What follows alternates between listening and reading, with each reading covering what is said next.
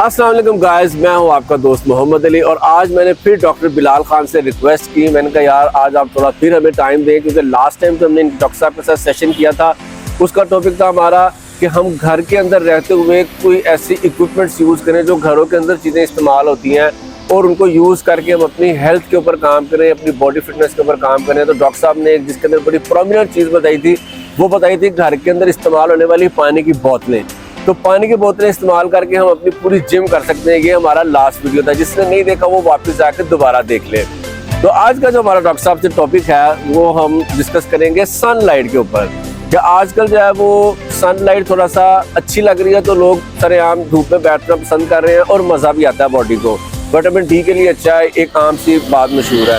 तो आइए डॉक्टर साहब से पूछते हैं कि इस लाइट में बैठना कैसा है। अस्सलाम वालेकुम डॉक्टर साहब। वालेकुम अस्सलाम। पहले तो बहुत शुक्रिया आपका। हाँ, मैंने भी यही शुक्रिया करना था कि आपने हमें टाइम दिया। नहीं आपका भी थैंक यू, आपकी शुक्रिया कर रहे हैं। अच्छा, तो जहाँ तक बात आपने सवाल किया सनलाइट के बारे में, तो ये एक बड़ा बहुत कॉमन चीज़ है जो हम अपने कल्चर में देखते आ रहे हैं। जी सर्दियाँ हो रही हैं तो लोग, सर्दी है तो मोस्टली लोग जो है ना वो सारा दिन धूप में सो रहे हैं, बैठ रहे हैं।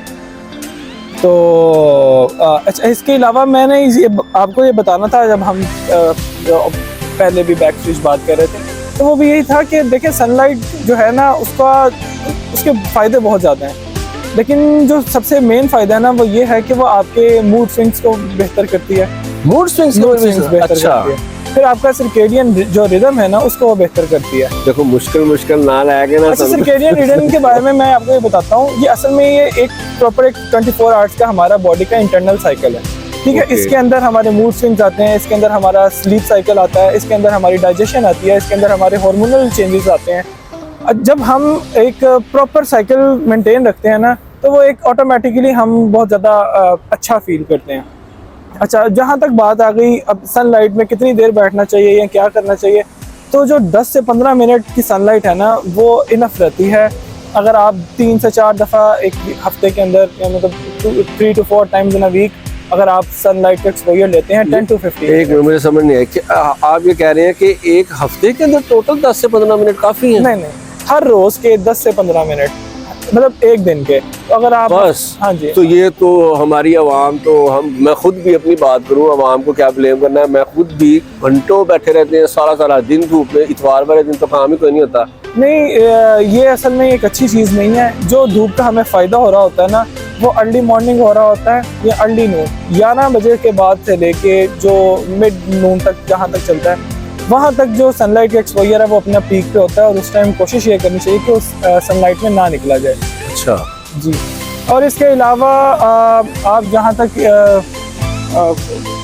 इसी तरह की कोई बात करते हैं लाइक कि मैं उससे और हम उसमें क्या कर सकते हैं, तो देखें एक्सपोजर में अगर आगे मुझसे ये सवाल करेंगे कि जी उसका कोई फ़ायदा है या कोई नुकसान है, तो मैं उसको बताऊंगा कि उसमें डेफिनेटली कोई ना कोई नुकसान होता है। नहीं, नुकसान। अब मुझे एक और बात बताएं। आपने कहा कि जी ज़्यादा देर नहीं बैठना चाहिए। अब मैं आपसे पूछता हूँ कि गर्मियों की धूप और होती है, सर्दियों की धूप और होती है। तो गर्मियों की धूप तो डेफिनेटली कोई निकलते नहीं, दिल नहीं कर रहा जी, लेकिन कोई अल्लाह माफ़ करे कुछ मरीज हजरात होते हैं जिनको वो धूप भी अच्छी लग रही होती है। वो आप समझते हैं वो क्या हो ये रहा होता है कि उसमें से वो सिर्फ और सिर्फ हीट जो मिल रही होती है ना वो उससे थोड़ा सा कंफर्टेबल फील कर रहे होते हैं। सही है। लेकिन धूप चाहे सर्दियों की हो चाहे गर्मियों की हो, लेकिन धूप के अंदर जो यूवी रेज होती है ना वो बॉडी के लिए नुकसानदेह होती है, ठीक है।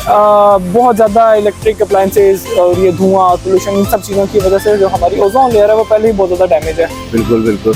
और उसके अंदर जो ओजोन लेयर की डिप्लीशन की वजह से जो रेज आती हैं वो बॉडी के अंदर बड़ी अजीब सी, जिसे कहते हैं हम बीटा रेज और गैमा रेज होती हैं, वो बॉडी के अंदर ट्रांसमिट करती हैं, जिसकी वजह से कैंसर और स्किन इश्यूज भी हो जाते हैं। नहीं, एक और बात मैं यहाँ को, आपने कहा कि इन रेज से कैंसर हो सकता है जी, और जब हम कैंसर का इलाज करवाने जाते हैं तो फिर डॉक्टर्स कोई और रेज मार के उसको खत्म भी कर रहे होते हैं। हाँ जी, वो अलग से रेज होती है, वो एक अलग से टॉपिक है, उसको हम किसी और वो बड़ा एक ब्रॉड टॉपिक है, बहुत ज़्यादा ब्रॉड हो जाएगा। लेकिन इसीलिए आपने देखा होगा जब लोग एथलीट्स को देखा होगा या और भी बहुत सारे लोगों को देखा होगा जो इस्तेमाल कर रहे होते हैं जो सन ब्लॉक सन क्रीम। इसका भी यार बड़ा ट्रेंड है, लोग कहते हैं यार जो सन ब्लॉक इस्तेमाल नहीं करता वो जल्दी बूढ़ा हो जाता है, तो इस बारे में क्या कहेंगे आप?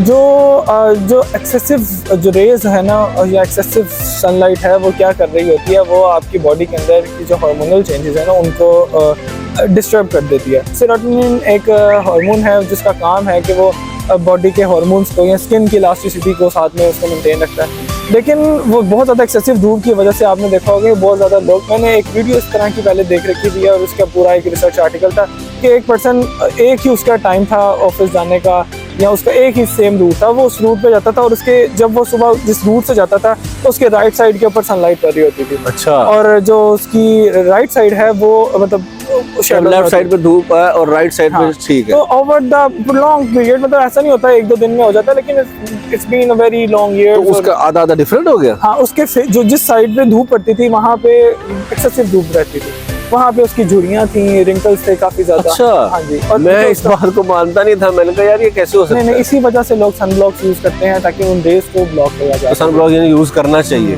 जी बिल्कुल करना मर्दों को भी औरतों को भी करना चाहिए। औरतें तो खैर करती हैं, मर्द इसमें कुताही करते हैं कि यार जरूरत नहीं है। और इसके अलावा जब भी आप सन लाइट में निकलें तो कोशिश करें कि आप शेड्स यूज करें ताकि आपकी जो रेटिना है आपकी आई के अंदर उसके अंदर भी कम से कम लाइट, वो भी सनलाइट की वजह से डिस्टर्ब होता ज्यादा रेज आएंगी वो जिसको मां के चुन्नी आंखें हो जाती हैं, परमानेंटली कईयों की हो जाती हैं। बिल्कुल, वो इसी वजह से हो रही है। अच्छा, तो अब आप मुझे एक और आखिरी बात बताएं, लोग विटामिन डी की, मैंने शायद पहले भी बात की है कि विटामिन डी की जरूरत को पूरा करने के लिए तो उसके लिए और अल्टरनेटिव्स क्या हैं धूप के अलावा? आपने बहुत अच्छा सवाल किया, मैं स्किप कर गया था इस बात को। जब 10 to 15 मिनट्स की जो सनलाइट होती है ना वो बॉडी के अंदर विटामिन डी को ना इनहेंस करवा देती है, ठीक है। मतलब बॉडी के अंदर उसकी प्रोडक्शन होना शुरू हो जाती है। लेकिन अपार्ट फ्रॉम दिस कि अगर कोई बंदा के काम ऐसा है या कोई उसकी ड्यूटी आवर्स किसी और तरह के हैं और वो उस टाइम पे सोया होता है जब जो टाइम है एक्चुअली लेने का सनलाइट को, तो उसकी जगह फिर आप विटामिन डी यूज करते हैं, सप्लीमेंटेशंस हैं बट वो किया जा सकता है। जरूरी नहीं कि धूप में बैठ के काले होते रहे। तो ख़वातीन और हज़रात, काफ़ी टाइम मैंने आपका ले लिया, थैंक यू सो मच। ये लेकिन डॉक्टर साहब का थैंक यू सो मच कि इन्होंने इतनी इन्फॉर्मेशन हमें दी कि हमें जो है अपनी स्किन की कैसे केयर करनी चाहिए। अब हम अक्सर लोगों को देखते हैं कि यार इस बंदे को तो एज ही नहीं बढ़ रही, ये तो रुक गया लग के, लेकिन वो असल में क्या कर रहा होता है कि वो ये जो डॉक्टर साहब ने जो चीज़ें बताई हैं इनके ऊपर आप भी अगर अमल दरामद करेंगे तो आप भी लोगों की तरह हो जाएंगे जिनको हम कहते हैं यार तुम्हारी तो उम्र रुक गई है, स्किन टाइट रहती है और झुर्रियाँ नहीं पड़ रही। और डॉक्टर साहब की तरह डॉक्टर साहब की ब्लश में बड़ा मरता हूँ, कैसे ब्लश मारते रहते हैं। तो ये हम भी यानी कि इन टिप्स को फॉलो, मैं आपके सामने वो सारे टिप्स लाऊंगा जो डॉक्टर साहब फॉलो करते हैं। पिछले भी मैंने आपको बताया था, ताकि हमारे डॉक्टर साहब जो है ना वो है इस वक्त मुर्शद है इस बारे में कि वो हमें ब्यूटी टिप्स बताएंगे कि ये सारे मामला किस तरह से हम अपनी स्किन को कंटिन्यूसली लाइफ टाइम के लिए ग्लो फॉर्म में रख सकते हैं।